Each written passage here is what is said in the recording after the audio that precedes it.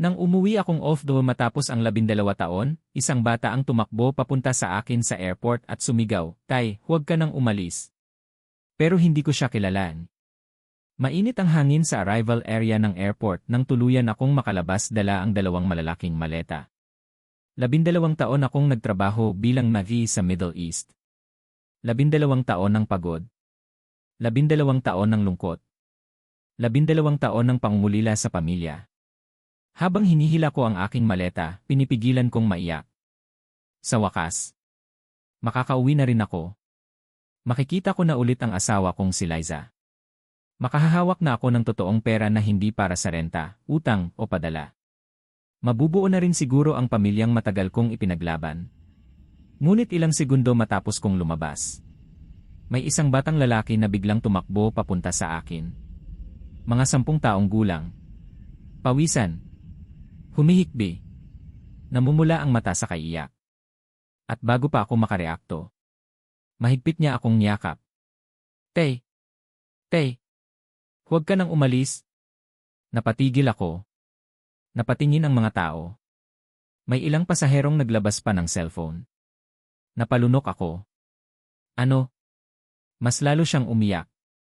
Tay, miss na kita ni. Nanlamig ang buong katawan ko.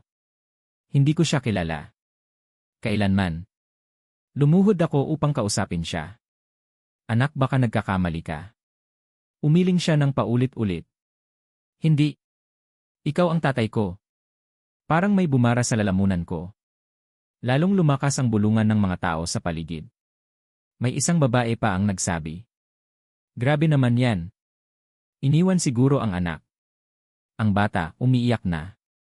Parang ayaw pa aminin. Naramdaman kong umiinit ang mukha ko sa hiya. Teka lang. Hindi ko siya kilala. Biglang may sumigaw mula sa likuran. Joshua. Isang babae ang mabilis na lumapit. At nang makita ko siya, parang huminto ang mundo. Si Liza. Ang asawa ko. Nanginginig ang mga kamay niya. Namumutla. Parang nakakita ng multo. Liza. Hindi siya agad nakapagsalita. Tinitigan lang niya ako. Pagkatapos ay tumingin sa batang nakakapit sa akin. At doon ko nakita ang takot sa mga mata niya. Takot na matagal nang nakatago. Takot na parang may lihim na mabubunyad. Pagdating namin sa bahay, wala ni isa sa amin ang nagsasalita. Tahimik. Mabigat. Nakakasakal. Nakatayo ako sa sala habang nakatingin sa batang lalaki. Kamukhang kamukha niya ako. Parehong ilong. Parehong mata. Parehong paraan ng pagtitig. Parang mas batang bersyon ko. Liza Lee. Mabigat ang boses ko. Sino siya? Napaiyak siya agad. Mark E. Totoo ba siyang anak ko? Napahawak siya sa bibig. Humagulhol. At doon ko narinig ang sagot na yumanig sa buong pagkatao ko. Parang sumabog ang tenga ko. Ano? Napaatras ako. Nanlambot ang tuhod ko. Paano nangyari yan? Halos mapunit ang boses ko. Umiyak ng malakas si Liza. Nabuntis ako bago ka umalis. Napatigil ako. Parang tumigil ang oras. Bakit hindi mo sinabi? Mas lalo siyang umiyak. Dahil sinabi ng doktor noon na komplikado ang pagbubuntis ko. At? Natakot ako. Hindi sapat na dahilan yan. Nanginginig na ako sa galit. 12 taon. 12 taon akong nagtatrabaho sa ibang bansa. 12 taon akong nag-iisa. Habang may anak pala akong lumalaki. At hindi ko alam. Pinatawad mo ba ako? Mahina niyang tanong. Ngunit hindi ako makasagot. Masyadong masakit. Masyadong mabigat. Masyadong huli. Lumipas ang ilang araw. Hindi ko matingnan ng diretsyo ang bata. Pero siya. Palagi niya akong sinusundan. Kapag kakain ako. Katabi ko siya. Kapag lalabas ako. Kasama ko siya. Kapag matutulog ako. Kakatok siya. Tay, good night. Unti-unti. Natutunaw ang galit ko. Hanggang isang gabi. May nakita akong lumang folder sa kabinet. Mga dokumento. Mga medical records, mga litrato. At doon ko natuklasan ang mas malaking sikreto. Hindi si Liza ang nagtago ng lahat. Ang biyenan ko. Siya pala. May mga sulat akong ipinadala noon. Hindi ibinigay kay Liza. May mga tawag akong ginawa.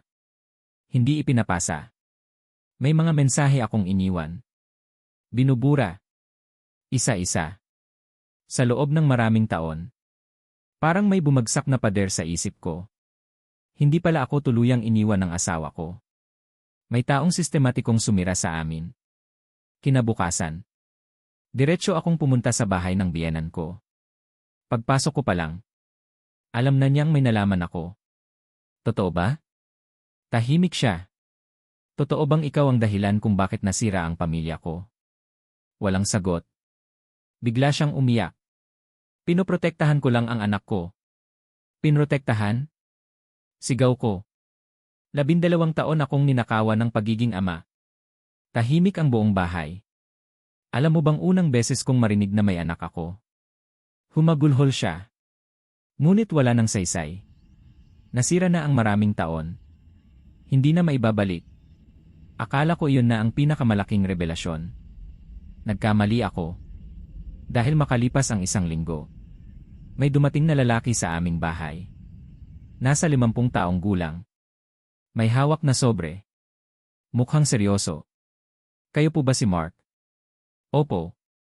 Iniabot niya ang sobre. May iniwan pong sulat ang inyong ama bago siya namatay. Nanlamig ako. Patay na ang tatay ko 5 taon na ang nakalipas. Bakit ngayon lang? Binuksan ko ang sulat. At habang binabasa ko, nanginginig ang mga kamay ko. Nakasaad doon. Anak, kung binabasa mo ito, ibig sabihin hindi ko na nagawang sabihin ang totoo. Hindi ako ang tunay mong ama. Parang huminto ang paghinga ko. Ano? Ano ang ibig sabihin nito? Nagpatuloy ako. Inampon kita noong sanggol ka. Hindi ko kailanman sinabi dahil mahal kita na parang tunay kong anak. Tumulo ang luha ko. Ngunit hindi pa doon nagtapos. May pangalan. May address. At may impormasyon tungkol sa tunay kong ama. Pagkaraan ng ilang buwan. Kasama ko si Joshua. Kasama ko si Liza. Pumunta kami sa address.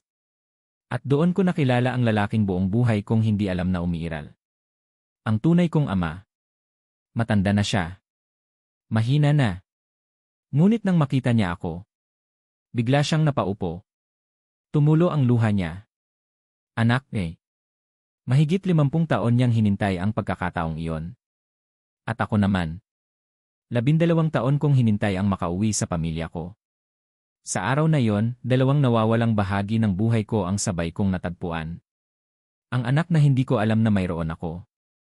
At ang ama na hindi ko alam na hinahanap ko. At doon ko naunawaan ang isang masakit na katotohanan. Minsan, hindi pera ang pinakamalaking nawawala sa isang day. Hindi oras. Hindi oportunidad. Kundi ang mga taon ng pagmamahal na hindi na kailanman maibabalik. Ngunit kahit gaano kahaba ang panahon, may mga pusong handang maghintay. At may mga pamilyang, sa kabila ng lahat ng lihim at sakit, nakakahanap pa rin ng paraan para muling mabuo.